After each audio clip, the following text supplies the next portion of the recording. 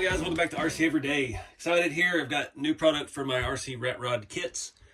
All of this stuff is exclusively available through RCeveryday.com. I know a lot of you guys that have built your kit already are waiting on these bedsides. Manufacturer got delayed, so it took a couple extra weeks, but we've got them in.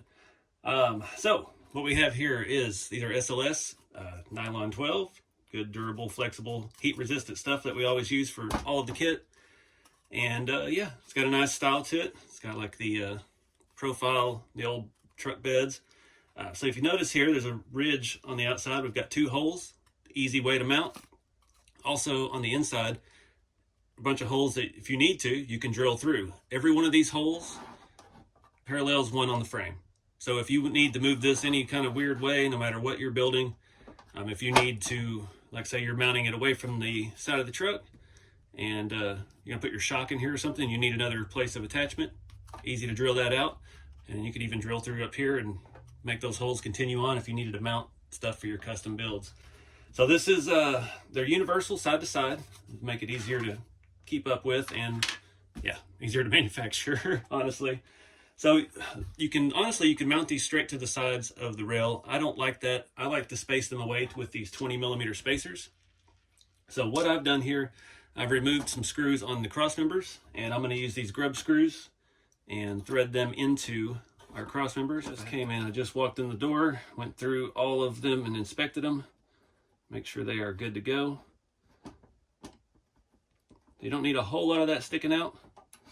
And you take your, these are cheap ones off Amazon, these little 20mm spacers. They have a little hex on each end. They have smooth ones, they've got colored ones, they've got knurled ones, all kinds of styles. I like these because they're a little bit easier to tighten up. And yeah, give that a little snug up. Do the same thing on all 4, and then we'll get this thing mounted up. All right, so again, it's super simple. It's just 2 screws go into our 20mm spacers. Again, those are available pretty readily on Amazon, very inexpensive. I think I bought like 20 or 30 of them for $15 or something like that. They should be in my Amazon store. There's a link to that on the store, on the YouTube page. Just snug those down. We got a nice gap between the cab and the bed, and boom. So you can see here, we've got space. This is the prototype versions of the fender, or I guess they're fenders basically, of the bed sides. It allows space in here to do custom stuff with your suspension. You can get as creative as you want. I've got a pretty cool cantilever system in there. This has actually got additional spacing on it to allow clearance for all of that. You've got a little bit of room depending on your tire width of how far out you can go. It's all your preference, what you like.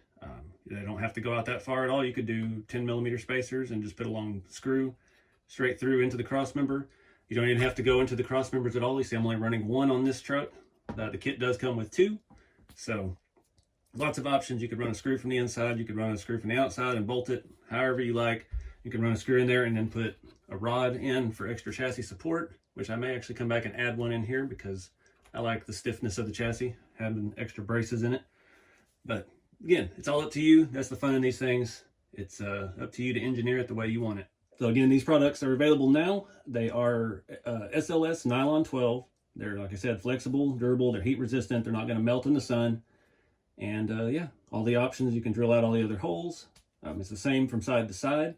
Of course, if you need a longer wheelbase or a shorter wheelbase, you can just widen it out a little bit, whatever you like. And yeah, it's got a nice little bit of detail in there, so when you go to weather it, you get some of that stuff to pop out. It looks pretty nice. My green one I did, it came out actually really nice. And that was a undyed print. These are dyed black. I'm not sure we're going to keep doing that. The quality of the dye jobs have not been that great, and it's such an added extra cost, and costs are going up, so we'll just have to see when we get there for the next round. But these are available now, RCeveryday.com, and yeah, stay tuned. We got some more new stuff coming. Keep it scale.